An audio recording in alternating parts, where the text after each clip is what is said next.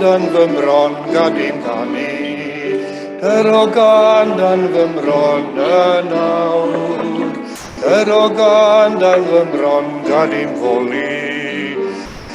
foli nes daw toriad gwawr. Can Hosanna, can Hosanna rhwng I ben nef. Can Hosanna iddo e. Serch dan fy mron gad I boeni.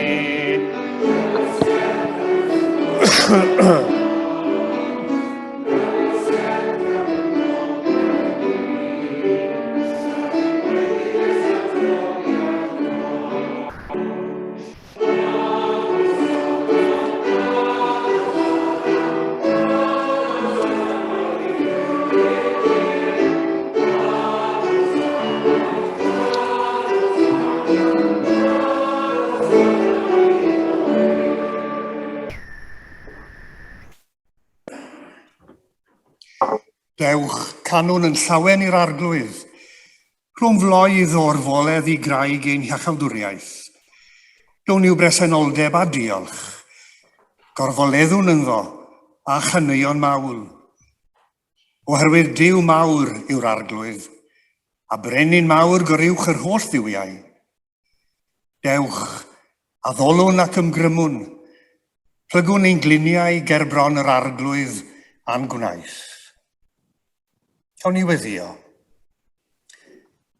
Arglwydd ein Duw, yn llon bob lle, presennol ym mhob man, offrymwn I ti yn awr glod yn genau a chariad yn colonnau, wrth ymuno I thaddoli.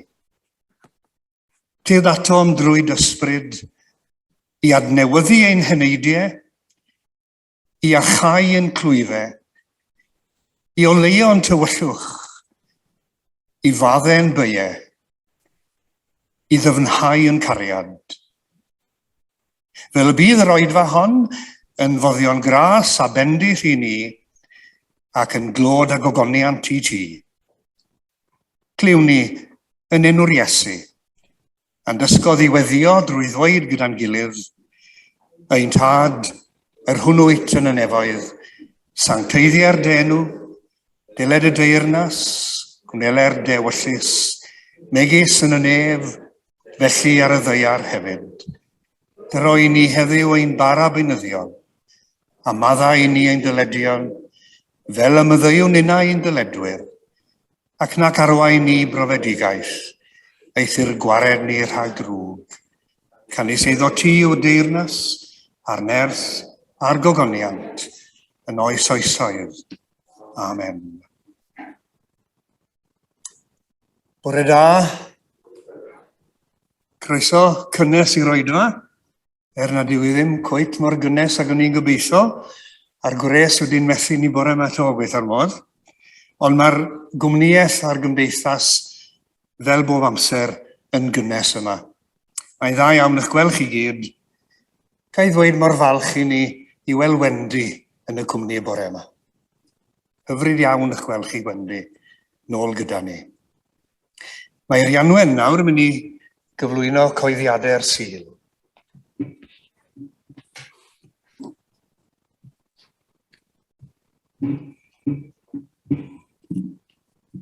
Wel, bore da I chi gyd a chroeso mawr. A braf yw cyflwyno y parchedig Hywel Richards I chi gyd bore yma. Does dim angen cyflwyno Hywel. Mae'n un ohono ni. Ond rwy am gymeryd y cyfle I ddiolch I Hywel am y gwaith diflino mae'n wneud gyda ni fan hyn yn y Tabernacl. Diolch, diolch yw ein can Hywel. I ni yn ddiolchgar chi. Hefyd mae'n hyfryd I weld dilys gyda ni fan hyn bore yma. A fan hyn fe hoffwn I anfon ein cyfarchion I holl aelodau'r Tabernacl. Rwy'n teimlo bod ni yn y Tabernacl yn un teulu mawr.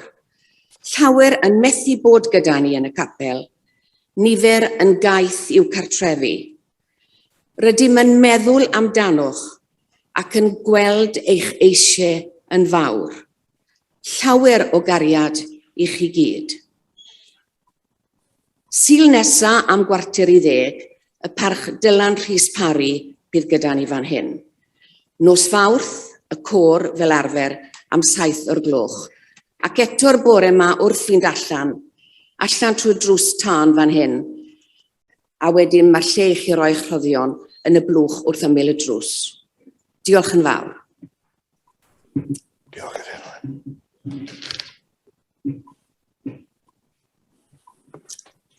Ni'n troi at emyn 217. Yn dilyn yr emyn, mi fyddwn ni'n rhannu y salm ar gyfer y sul yma, ac yna mi fydd Bethan yn darllen yr adnodau o'r Efengil ar gyfer y sul i ni.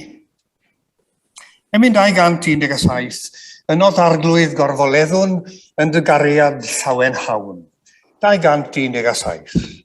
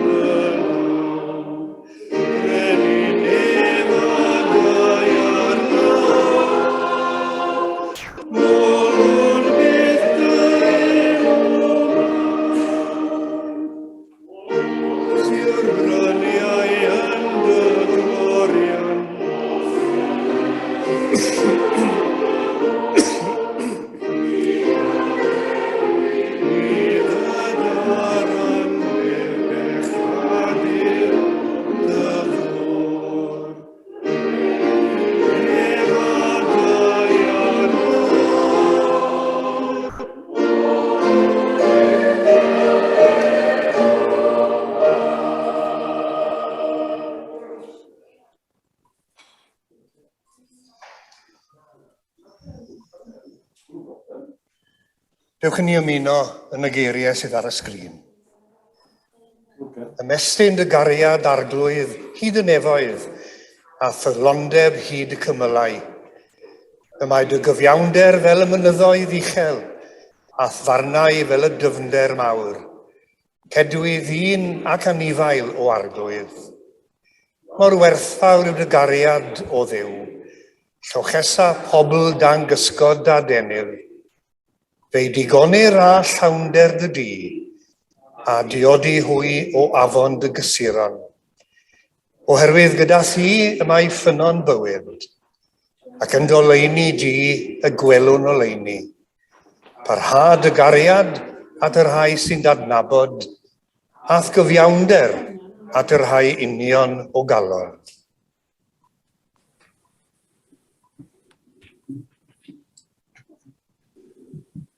Diolch, Bethan.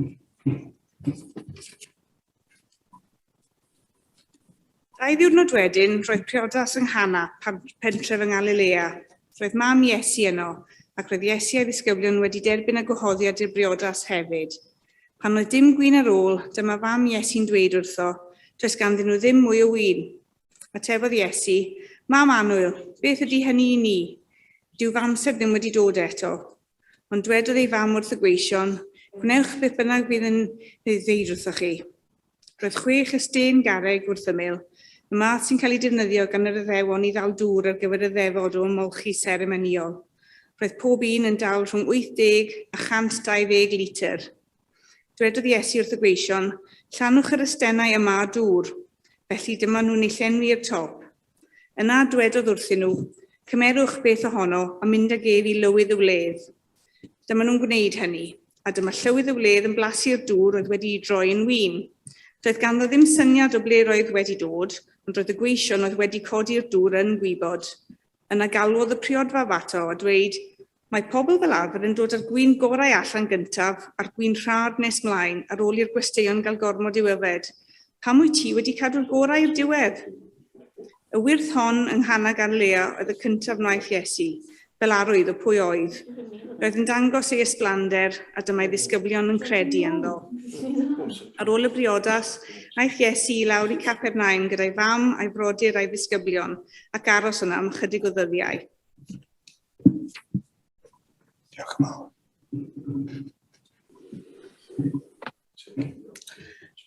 Diolch yn fawr Bethan am yr arweiniad yna. Fewn ni nôl at yr hanes yn y myfyrdod. Dewch chi'n droi nawr at emyn 301.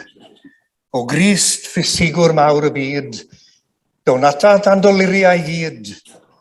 Nid oes na haint, na chlwy, na chir, na chilia, dan dy ddwylo pyr. 301.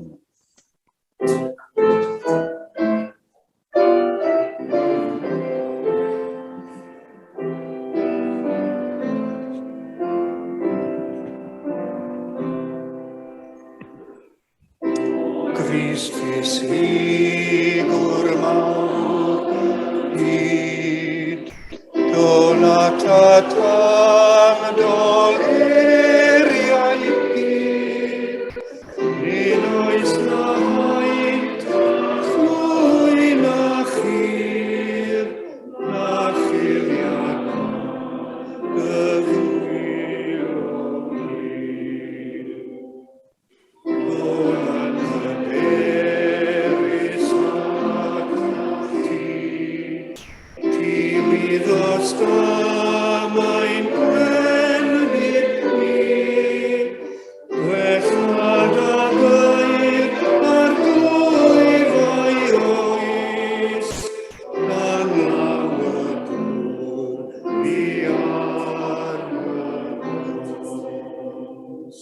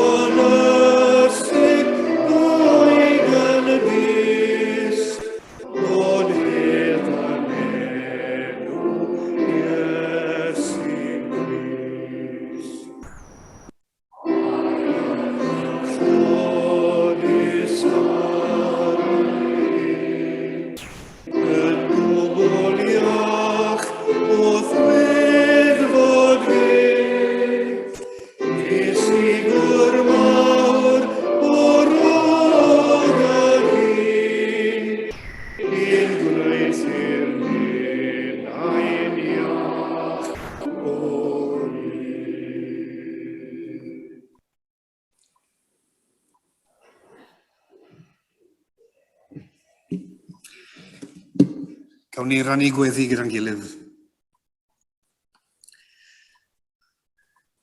Diolch I ti arglwydd am y cyfle I ddod ynghyd, I rannu cwmni a chymdeithas gyda dy bobl, ac I agor yn hunain I weinidogaeth da i'r addysbryd di o'r newydd yn yr oedfa yma.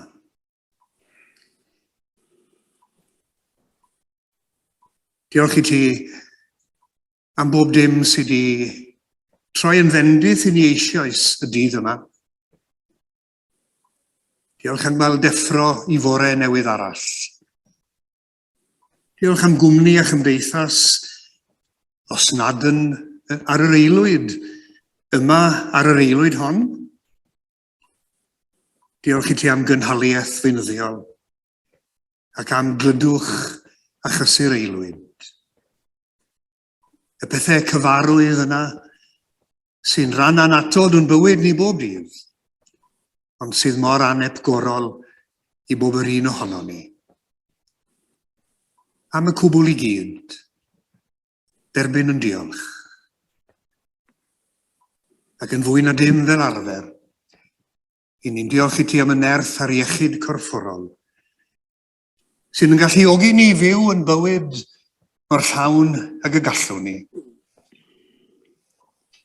A phan fod iechyd yn methu, a phan fod ni'n arglwydd yn ymwybodol iawn o bwysau'r blynyddodd ac o freider corff.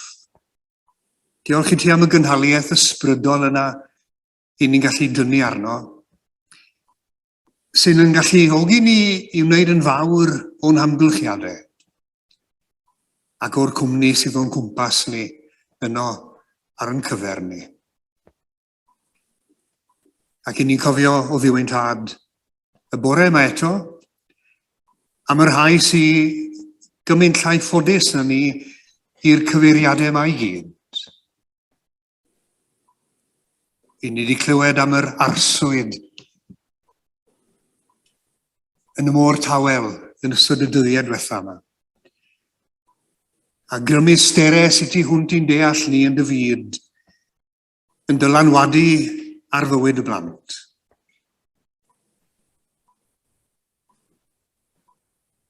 Ac i ni'n clywed yn gyson am ddioddefaint y blant yn sgil annynoldeb dyn teg at ei gydryn. Ac i ni'n gwybod arglwydd am y dioddefaint y gellu ddiosgoi pe byddai'n byd ni yn decach byd. Ac egwyddorion dy deyrnas di o heddwch a chyfiawnder a daioni yn tonni dros yn bywyd. I ni'n cofio am yr rhai nad ydyn nhw'n gwybod am lawnder bywyd fel yr ydyn ni, ac yn ei cyflwyno nhw yn dyner ac yn annwyl i dy ofal di. A gyda'n gweddi ar ei rhan, i ni o'r newydd arglwydd yn ymdynghedi i wneud yr hyn allwn ni, i estyn allan atyn nhw, ac i gefnogi'r rhai sy'n yno gyda nhw yng nghanol i heldryn.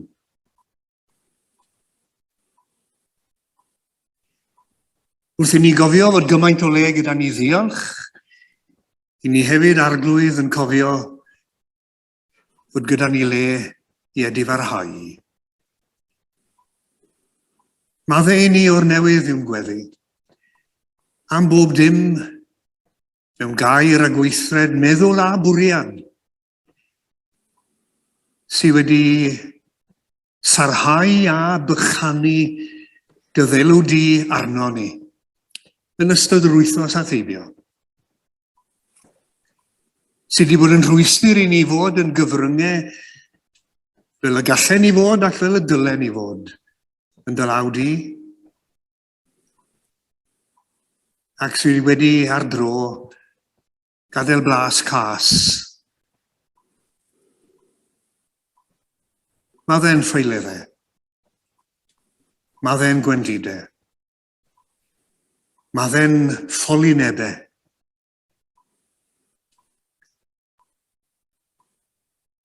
A thrwy dysbryd, ro'r cyffyrddiad yna i ni bydd yn iachau ni o'r briwiau. Ac a fydd ar yr un bryd yn cryfhau ac yn ysgogi ni i geisio canlyn llwybr Iesu yn well yr wythnos newydd yma. Ac wrth i ni wynebu'r wythnos, i ni'n deisif arglwydd y byddwn ni'n wir yn cael o darweiniad ac yn glynu wrth yr arweiniad hynny. A hynny ym mhob cylch o'n bywyd. I ni'n sylweddoli mae nid unigolion i ni. Nid ynysoedd. Ni'n rhan o'r tir mawr. Tir mawr cymuned a chenedl a'r gymdeithas o genhedloedd. Ac mae'n dewisiadau ni, a'n penderfyniadau ni yn bell gyrhaeddol yn y byd. Ac am hynny arglwydd ar gyfer ar ddechrau wythnos arall, lle byddwn ni yn ein cylchoedd bach yn hunain yn gwneud rhyw benderfyniadau, all gyffwrdd yn greadigol neu yn ddinistriol ar eraill. I ni'n cofio hefyd fod yna rai mewn grym ac awdurdod yn ein byd ni, a'i penderfyniadau nhw yn dyngedfennol, yn hanes cynifer o dy blant di. Ni'n gweddio ran yn arweinwyr. Yn diolch i ti am fod gyda ni arweinwyr didwyll a diffiant a chywir.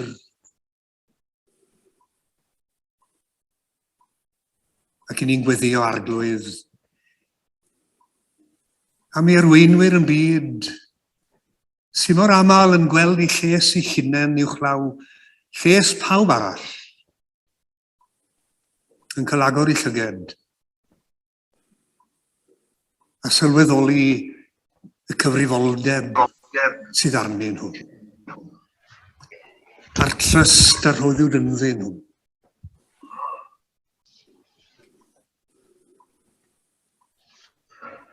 Arwain yr arweinwyr lle bynnag yma nhw drwy ysbryd, i feddwl yn wastad am y lles gyffredin,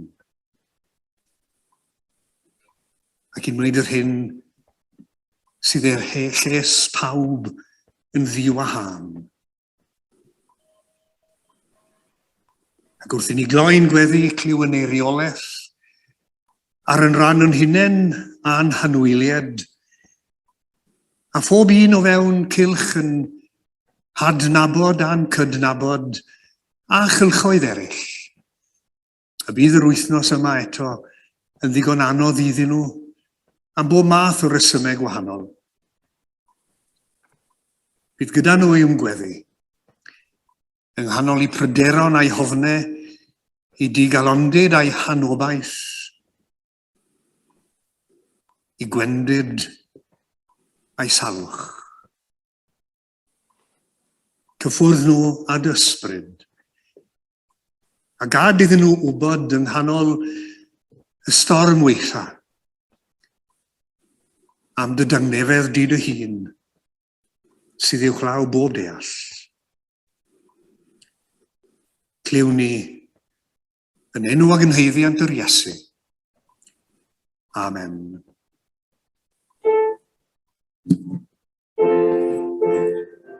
Ddwy'n tyner, mabyr uchel ddiw, coedwad mwyn tosturiol, llef dy blant o cliw.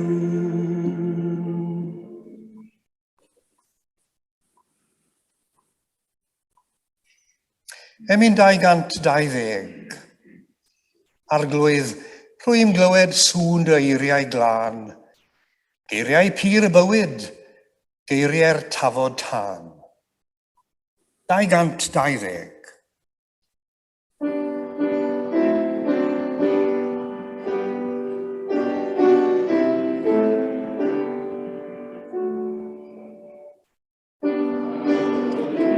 I'n glywed sŵn dy eiriau glân, geiriau pur y bywyd, geiriau'r tafod tân.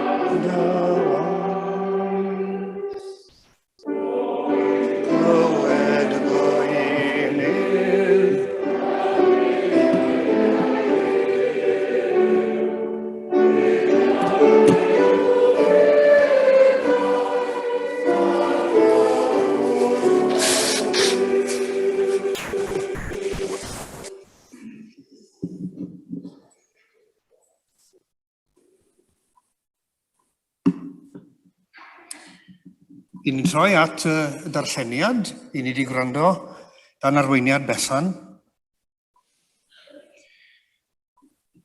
Mae'r benod yn agor, yr ail benod yn Efengyl Ioan yn agor gyda'r geiriau yma, y trydydd dydd roedd priodas yng Nghana Galilea.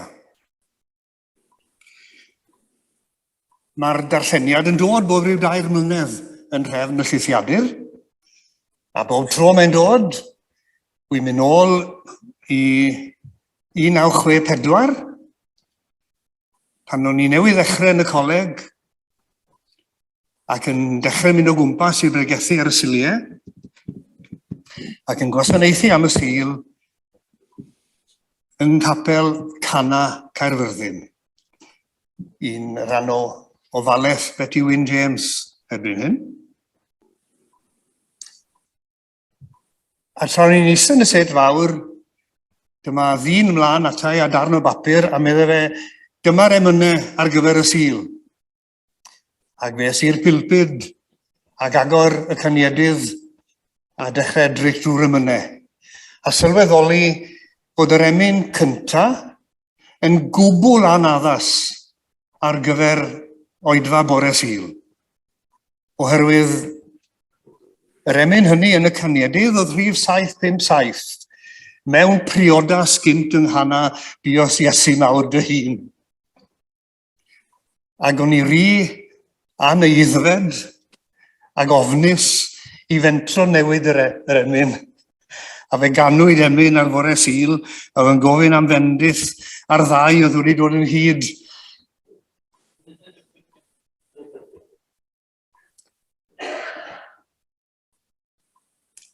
Mae gan Ioan stori adrodd.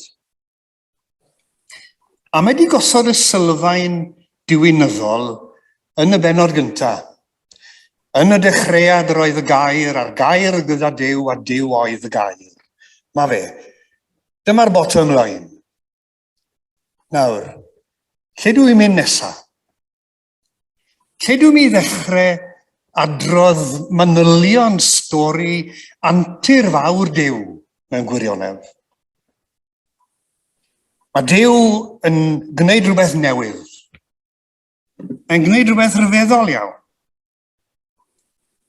Lle dwi'n mynd ddechrau sôn am y ffordd yma Duw am unwaith ag am byth am yn ei fynegu i gariad tuag at i bobl, tuag at i fyd.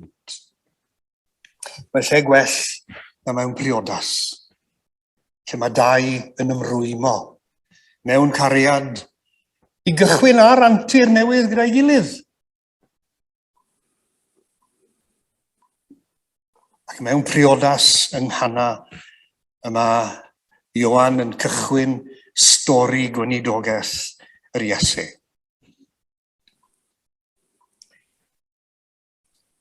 A fanni, meddai Ioan, y cyflawnodd Iesu i arwydd cyntaf. Dyw Ioan ddim yn sôn am wirthiau Iesu, ond am arwyddion. A be mae arwydd yn wneud yw rhoi gwybodaeth i chi, dyna? A'ch cyfeirio chi. Dangos y ffordd. Dweud beth yw beth. A dyna i Ioan yw y gwirthiau yma Iesu'n gyflawni. Arwyddion o bwy yw e. Pethau sy'n dangos i ni pwy yw y dyn yma. Pethau sy'n dweud gymaint amdano fe. A mae pob arwydd i Ioan yn symbol o wirionedd ysbrydol. A'r gwirionedd ysbrydol yn ei dro yn fynegiant o goniant Iesu. Mae hyd yn oed y cyfeiriadau amser yn gwneud hynny. Hynny yw, y trydydd dydd, meddai Ioan, yr oedd priodas yng Nghana Galilea. Wel, pa drydydd dydd? Trydydd dydd wedi beth? Trydydd dydd cyn beth? Ond pwynt Ioan wrth gwrs yw, mae yng nghyd-destun y trydydd dydd. Y Pasg yma deall y stori yma fel popeth arall yn yr Efengyl. Wel, priodas ar y trydydd dydd yng Nghana, a mae'r hanes yn agor nifer o gyfleoedd i ni. Ga fynd â chi at 3 peth. Mae yna wahoddiad yma. Gwahoddwyd Iesu. A sawl gwaith i ni'n darllen y geiriau yna, neu tebyg iddyn nhw yn yr Efengyl. A'r Iesu yn derbyn y naill wahoddiad ar ôl y llall. Ac yn y naill gwmni fel y llall, i ni'n ei weld yn gwbl gartrefol. Nid un i wrthod gwahoddiad a chadw draw o ambell i gwmni oedd Iesu Grist. A mae yna wirionedd i ni graffu arno fanna, yn does e? Nid un i gadw draw o ambell i gwmni. Mae'n awdur yn ei lyfr Portrait o St Luke yn dweud bod Luc wrth arlunio yr Iesu yn ei osod i'w hyd yng nghyd-destun pethau syml, cyffredin, cartrefol. A mae gyda fe ffordd o ddisgrifio hynny. Luke's Gospel, domesticated God. Nawr, mae yna 2 air i'r domesticated na'n dos. Un yw dofi, ond y llall yw deiaru, cartrefi. A mae'n syniad gwych yn dweud.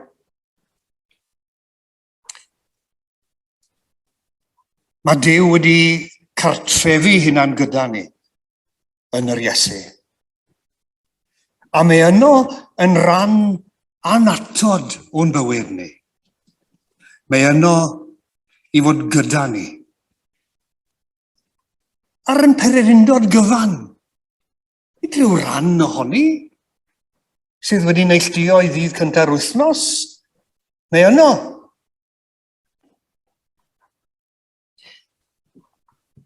Wedi cyfeirio o blaen at Bonnie Greer, yr awdur a'r dramodydd a'r sylwedydd.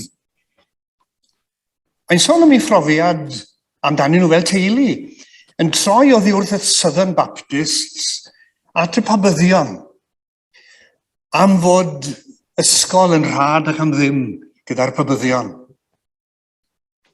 Ond meddai o dylanwad y Southern Baptists yn gryf iawn arno ni fel teulu. There was always God, always Jesus, always praying of some kind. Hynny yw, fe dyfes i fyny, meddai, ac o Duw a Iesu Grist yn rhan anatod o'r teulu, o fywyd y teulu. Nid un Dydd Sul oedd e, nid un yr Oedfa, oedd e yno.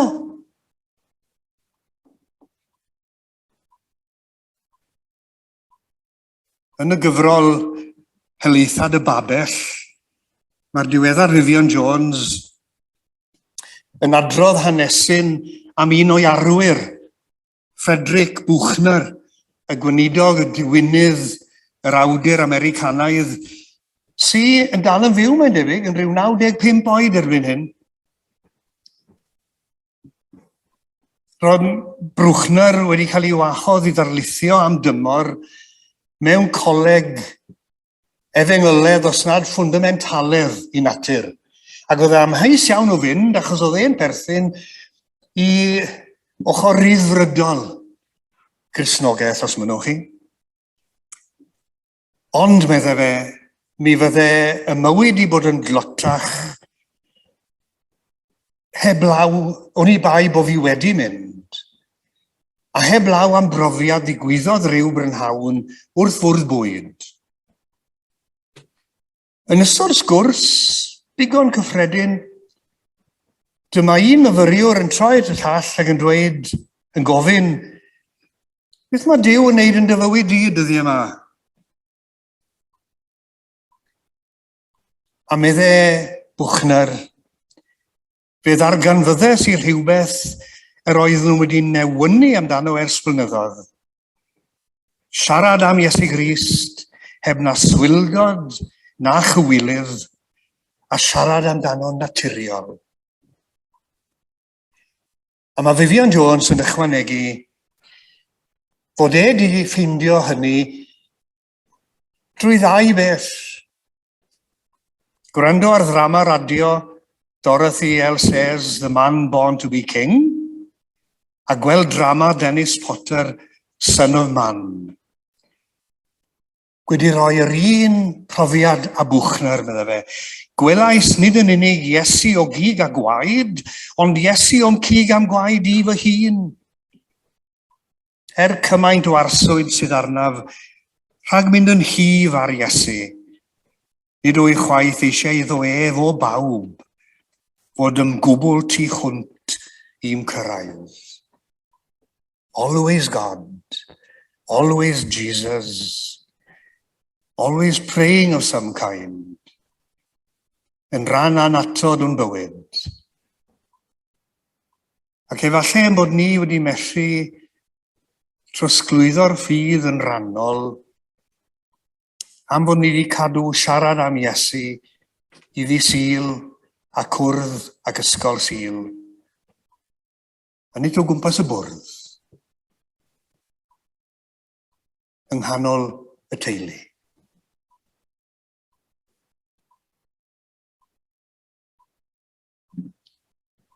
Un sy'n barod i'n ieithu gyda ni, y mob profiad o'n heiddo yw e. Mae'n llawenhau gyda'r llawen fel yng Nghana, ac yn wylo gyda rai sy'n wylo fel y gwnaeth y Methania.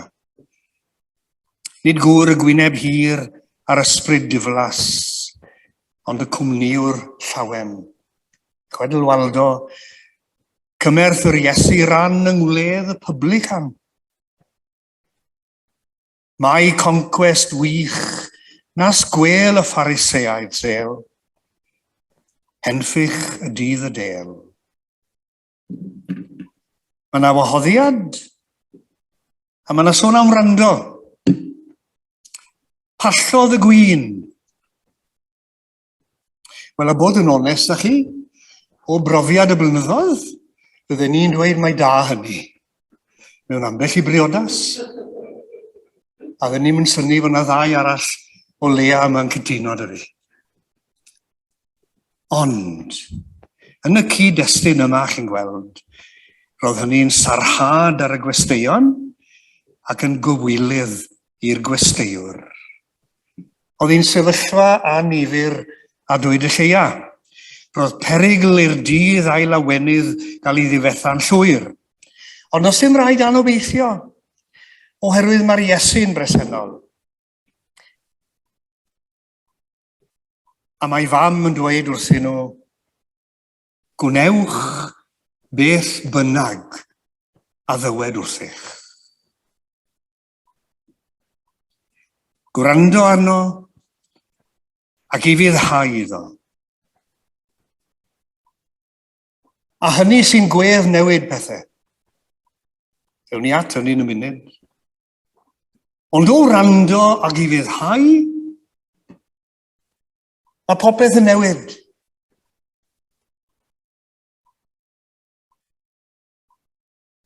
Wrth gwrs, mae'n haws gwrando ar ambell i air nag un arall. Yna ffrind mawr i mam yng Ngapel y Bryn, Llanelli. Ac oedd yng ngweinidog i yn had yn y ffydd, yn un, wel be wedai, cynhyrfus iawn i bregethu, fel mae rai yma eto'n cofio. A mi fydde fe'n yn mynd i hwyliau ac yn taranu dipyn o'r pilpyd. A chwestiwn y ffrind i mam wrth o'r mas o'r cwrdd, bob bore Dydd Sul oedd, pwy ydyn ni chael i heddi te?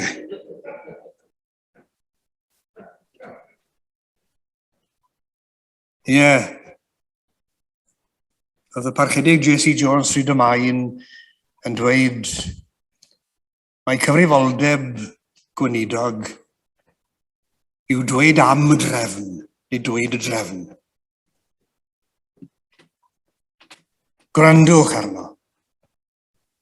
Gwrandwch a gwnewch.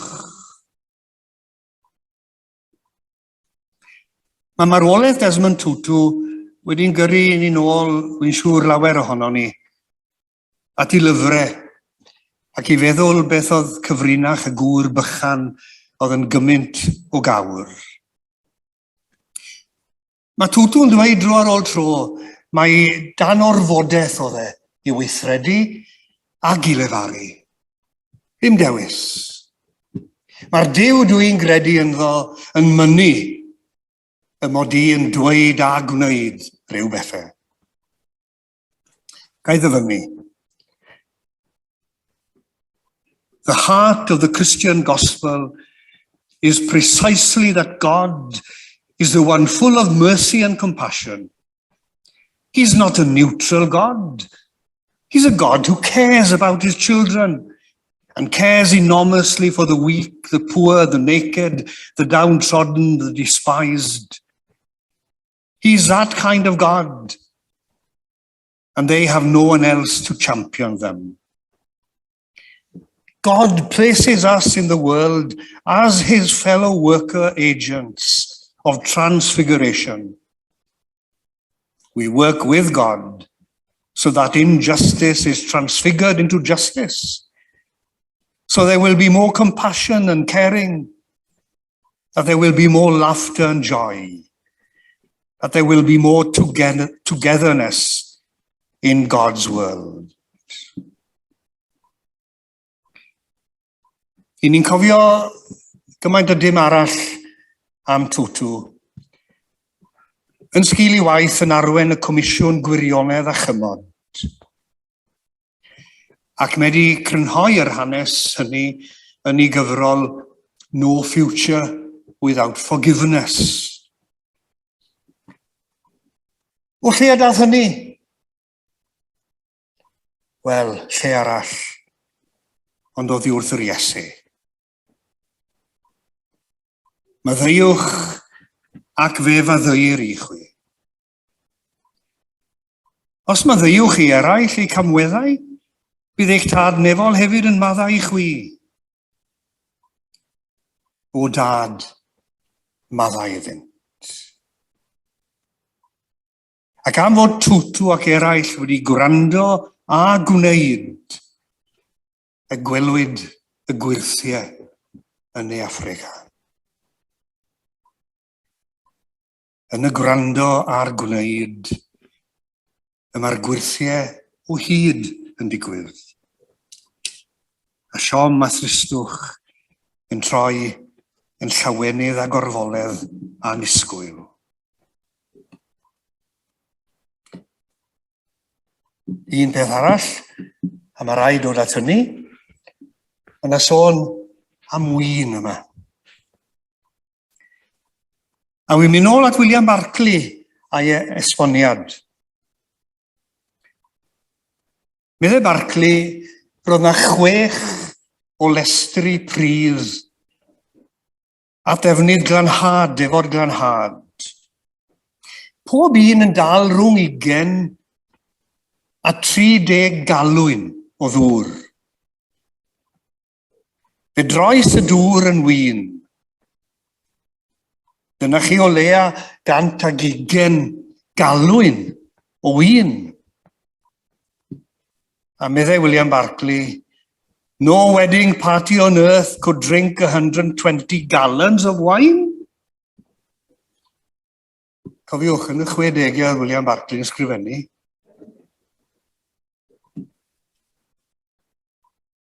No wedding party on earth could drink 120 gallons of wine. No need on earth can exhaust the grace of Christ. There is a glorious superabundance in the grace of Christ. Symboliaeth Ioan sydd ar waith. Fe ddigwyddodd rhywbeth, Beth allwn ni ddim ddweud yn gwbl foddhaol, ond fe ddigwyddodd rhywbeth. Fe lanwyd y llestri a dŵr blasu gwyn na llywodraethwr y wler. A'r unig eglurhad, meddai Ioan, yw Iesu. Fe sy'n gwneud y gwahaniaeth. Y gwahaniaeth chwyldroadol.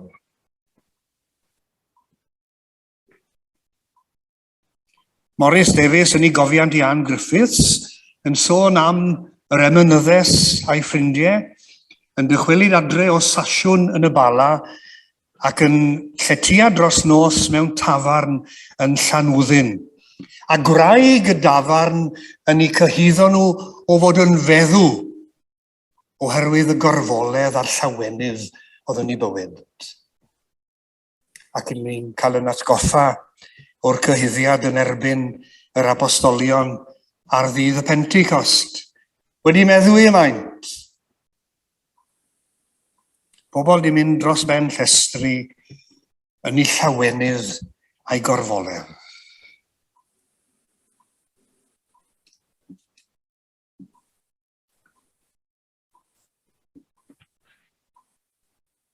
Dwy flynedd wedi farw yn 2016. Fe gyhoeddwyd nofel fawr gan Gwyn ap Gwilym, Sgythia. Chi'n cofio amdani? Yn adrodd hanes John Davies, mallwyd. Ond yr hyn bydda i'n troi ato yn aml o waith Gwyn ap Gwilym, yw iawdl fuddigol yn Abergwaun, y cwmwl. A mae'r awdl honno, falle fi rai yn chi'n cofio, yn adrodd hanes I dad y parchedig Williams Machynlleth yn marw o motor neuron disease.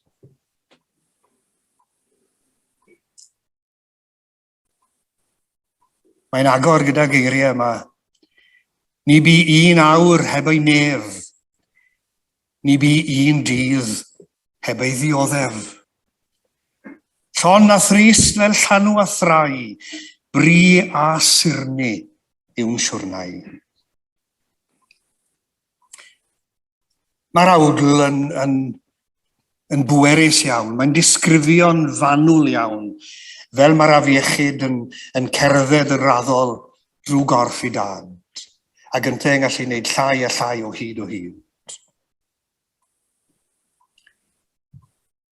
A mae'n awdl onest iawn. Oherwydd mae'n ddigwpled, byddech chi'n cael ein anodd I unrhyw Gristion I dweud, heb sôn am weinidog.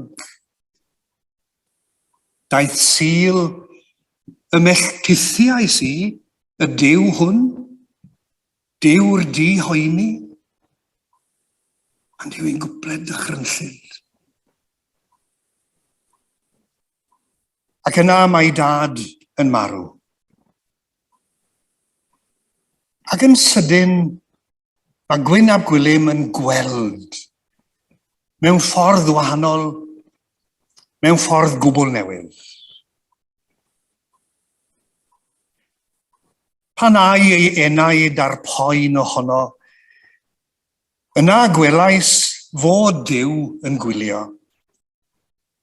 Megis ar noson y briodas honno, y canfyr dŵr ei greawdwr a gwrido.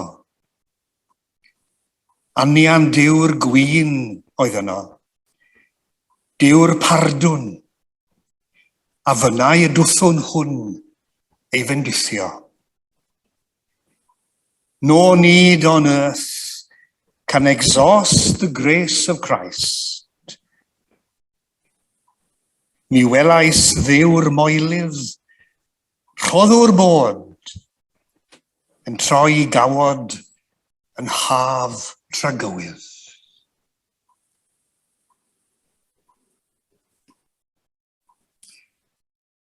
Nid dadrodd mae Ioan am rhywbeth a wnaeth Iesu unwaith ac am byth ym Mhalesteina. Ond am bethau mae Iesu'n gwneud o hyd. A'r hyn mae am i ni sylweddoli yw, nid fod Iesu ar y trydydd dydd mewn priodas yng Nghana wedi troi llestri llawn dŵr yn llestri llawn gwyn, ond hyn, lle bynnag a phryd bynnag, y daw ef i mewn i ganol bywyd. Fe ddaw ansawdd newydd i'n byw, sydd fel gwyn newydd yn llonnu'r galon ar enaid.